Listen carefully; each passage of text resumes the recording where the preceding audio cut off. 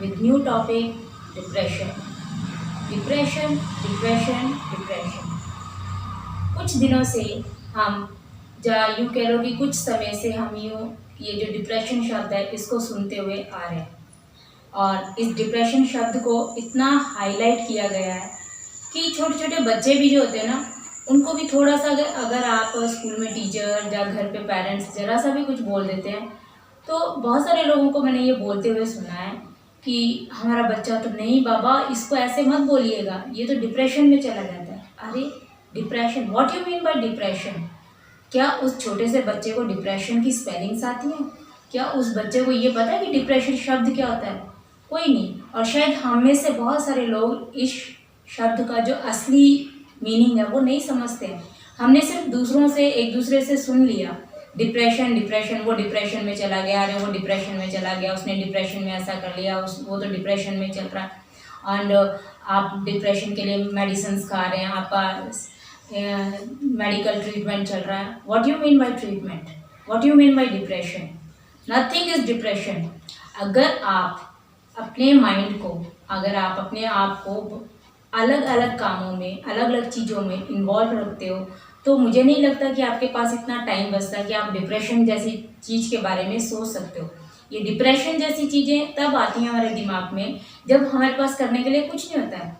और कई बार तो ऐसा होता है कि बहुत सारा काम होता है हमारे पास करने के लिए, लेकिन बावजूद इसके हम उन काम को छोड़ के इधर उधर की फालतू की बातें सोचते रह जाते हैं। और आज के टाइम में मैं बताऊं कि डिप्रेशन जो है वो कहीं की कोई बीमारी नहीं है, कोई ये डिजीज़ नहीं है। ये सिर्फ एक क्या है कि हम आज के टाइम में जो हमारा जो लाइफ स्टाइल है, हमारा जो जीने का तरीका, हमारा जो लाइफ स्टाइल है, वो हमने अपने आप कहीं ना कहीं इतना ज़्यादा उसको एग्रेसिव टाइप का बना लिया कि उसी अग्रेसिवनेस को हम बाद में डिप्रेशन का नाम देते हैं। फॉर एग्ज़ाम्पल कि आज पहले आप देखो कि लोगों के कच्चे घर होते थे, घर के अंदर 4 बर्तन होते थे, 2-4 गद्दे होते थे, और आराम से दिन भर वो अपने खेतों में या अपना जहाँ भी काम करते थे वो काम करते थे, और शाम को जब आते थे तो उसी छोटे से घर में खाना बना के आराम से सब एक साथ मिलके खाते थे। और दिन भर की अगर उनके पास कोई गॉसिपिंग होती थी, कोई बात होती थी, तो आपस में शेयर करते थे और एक रिलैक्स मूड में होके सब सो जाते थे। अगेन सुबह अर्ली मॉर्निंग उठ के वो अपने कामों में लग जाते थे, तो उनके पास ये डिप्रेशन नाम की चीज़ नहीं होती थी। लेकिन जैसे जैसे आपका साइंस ने, आपकी टेक्नोलॉजी ने जैसे जैसे डेवलपमेंट स्टार्ट किया, अब हमारे पास क्या है, हमारे पास फिजिकली वर्क करने के लिए तो कम है, लेकिन हमारे पास मेंटली वर्क करने के लिए बहुत ज़्यादा है। और हम क्या करते हैं कि जब हम इस काम को करते हैं, और उससे ज़्यादा बड़ी बात, हमारे पास एक दूसरे को देख के जो जेलसी है, हाय पड़ोसी ने तो कार ले ली, पड़ोसी ने तो वैगनार ले ली, पड़ोसी ने तो जैगवार ले ली, मेरे पास तो स्कूटी ही है। अब वो वैगनार और स्कूटी का जो डिफरेंस है, वो स्कूटी वाला वैगनार तक कैसे पहुंचेगा, उस वैगनार तक पहुंचने के लिए वो जो टाइम है ना, वो ये नहीं ढूंढेगा कि वहां तक पहुंचने के लिए मैं जो अपने सोर्स ऑफ इनकम है उसको कैसे बढ़ाऊं, वो वहां तक नहीं पहुंचेगा। लेकिन वो क्या करेगा, बस उस चीज़ को सोचता रहेगा और करेगा कुछ नहीं। तो वो एक आपका, उस चीज़ को आप क्या नाम दे दोगे, डिप्रेशन में चला गया। अरे जो टाइम आपने उस चीज़ को सोचने में लगाया, जब पड़ोसी से जेलसी करने में लगाया, उस टाइम पीरियड को अगर आप ये सोच के यूज़ करते कि मैं ऐसा क्या करूं, मैं ऐसा कौन सा रास्ता अपनाऊं, मैं ऐसे किस तरीके से अपने वर्क को बढ़ाऊं कि मेरे पास सोर्स ऑफ इनकम ज़्यादा हो जाए, तो मैं वो चीज़ ले सकता हूं, तो डिप्रेशन आएगा ही नहीं। दूसरी बात कि आजकल हम बिल्कुल अपनी सोसाइटी से कट गए, अपने लोगों से कट गए, अपने रिश्तेदारों से, अपने फ्रेंड्स से, हर किसी से हम कट जाते हैं, क्योंकि फॉर 24 आवर्स हमारे माइंड में यही चलता रहता है कि अरे आज तो मुझे टीवी लेना है, कल तो मुझे सोफ़ा लेना है, आज तो मुझे पार्टी में जाना है, कल मुझे किटी पार्टी में जाना है, आज मेरी ऐसी ड्रेस होनी चाहिए, अरे आज तो वहाँ पे मेरे ऑफिस में किसी ने ऐसी ड्रेस पहनी थी, मेरे पास तो है ही नहीं है। तो ये जो सारी चीज़ें हैं, इनकी वजह से जो हम एक अर्निंग की तरफ अंधाधुन आंखें बंद करके भाग रहे हैं, that is depression, that is depression. और उससे एक बड़ा एग्जाम्पल, बहुत सारे जो यंगस्टर्स हैं, जब आप उनको देखते हो कि पेरेंट्स जो होते हैं वो बहुत स्ट्रगल करके उनको एक मुकाम तक पहुंचाते हैं, और आपने मोस्ट ऑफ द देखा होगा कि फॉर एग्जांपल इंडस्ट्रीज़ में आप देख लो, बॉलीवुड में देखो कि वो बच्चे जब 2, 4, 5 मूवीज़ बना लेते हैं तो अपना अलग बंगलो लेके रहना शुरू हो जाते हैं। एंड उसके बाद वो अकेले रहेंगे कि हमें कोई बोलने वाला नहीं हो, हमारी कोई चीज़ों को बताने वाला नहीं हो, हमें कोई रोकने वाला नहीं हो कि अगर हम कुछ गलत कर रहे हैं कि सही कर रहे हैं, तो अकेले रहेंगे। तो जब अकेले रहेंगे तो आपको बोलने वाले कोई नहीं है कि आप क्या कर रहे हैं, सही है गलत है। अकेले रहेंगे क्योंकि हमें अकेला पसंद है। तो फिर आप डिप्रेशन में जाएंगे ना। जब आपके साथ छोटी सी भी कोई प्रॉब्लम होगी तो आपके पास शेयरिंग करने के लिए कोई नहीं होगा।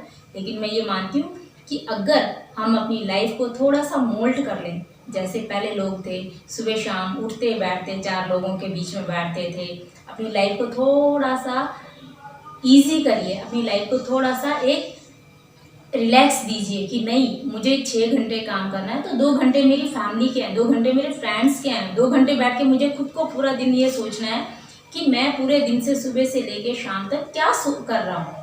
ठीक है, लेकिन हमारे पास वो टाइम ही नहीं है। हम तो सुबह से शाम तक ये सोचते हैं इधर से कमा लूँ, उधर से कमा लूँ, इधर से ले लूँ, उधर से ले लूँ, बस वो ले लूँ के चक्कर में अभी एट प्रेजेंट 80 to 85% जो लोग हैं वो सेपरेशन में रहते हैं। वाइफ कहीं रह रही है, हस्बैंड कहीं रह रहा है, बच्चा कहीं रह रहा है।